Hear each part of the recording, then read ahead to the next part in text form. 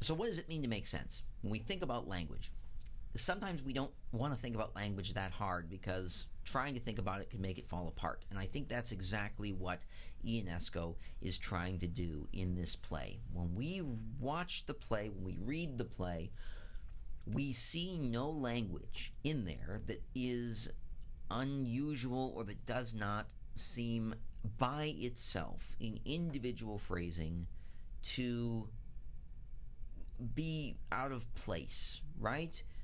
A phrase like, I don't know everything, I can't answer all your idiotic questions, not weird at all, right? Even if we have a conversation, when do they plan to be married, these two? Next spring at the latest. We shall have to go to their wedding, I suppose. That makes sense if you don't consider what comes before, which is that this couple has been described as divorced, as dead, as alive, as not knowing each other, right?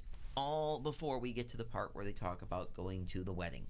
And so what we learn is that language, as it's interconnected, can be broken, right? If I say something and then say the opposite immediately afterwards, people become confused, right?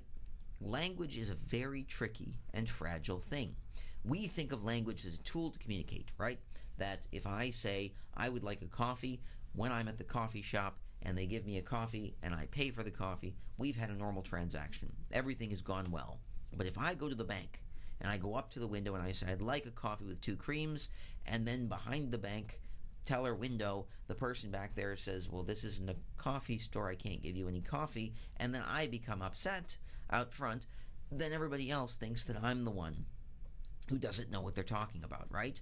But if I also go to a coffee shop and I say, I would like a coffee with 2 creams, and they say, I can't give you a coffee with 2 creams, that's not what we do here, as well, right? The same mechanics work where we say, well, they're the ones who are wrong, right? We have an expectation. We go to certain places, we ask for certain things, we get those transactions taken care of. When things are out of place, we can be saying words that in any other context would make a lot of sense, but here they don't. Ionesco does this, right? To an extreme degree. The Bald Soprano is an absolutely ridiculous play in that language does not seem to work. People say things to each other that are out of place. The responses that they get are out of place. Sometimes they say things and the response doesn't even match up with what's going on. But at times, it's also a way of looking at language and trying to figure out exactly how we understand the way that language works. There's a very important scene in this play where the Martins and the Smiths are sitting together. The doorbell rings several times, and every time, right, that they go to answer the door, there is no one there. 3 times in a row, the doorbell rings, somebody goes to the door, and nobody is there. And the conclusion that some people draw is that when the doorbell rings, there is never anyone there. And that other people say, but when there is a ring at the doorbell, it means that somebody's there. That's the way doorbells work.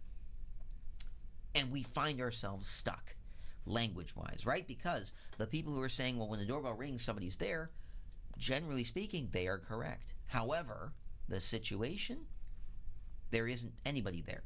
And 3 times in a row this has happened, and so the one party is completely justified in saying, no, there's never anybody there when the doorbell rings because we've seen it 3 times. And then another group saying, but the doorbell, when it rings, means that somebody has to be there, right?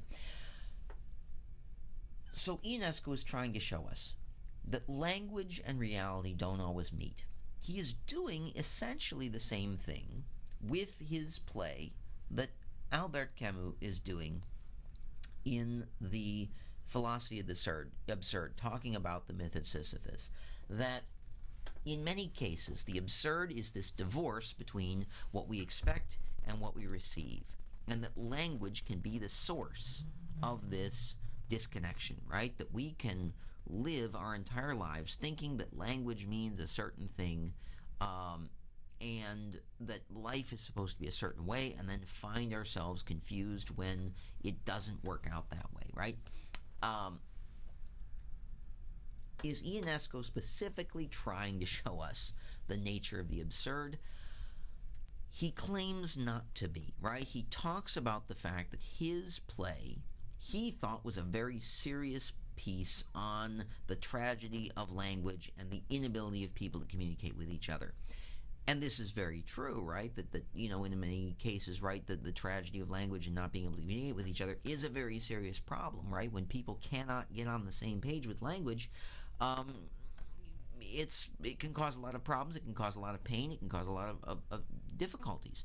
But they can also be very funny, right?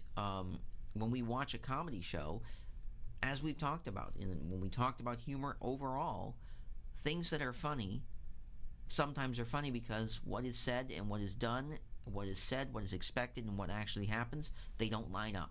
And we see that as funny.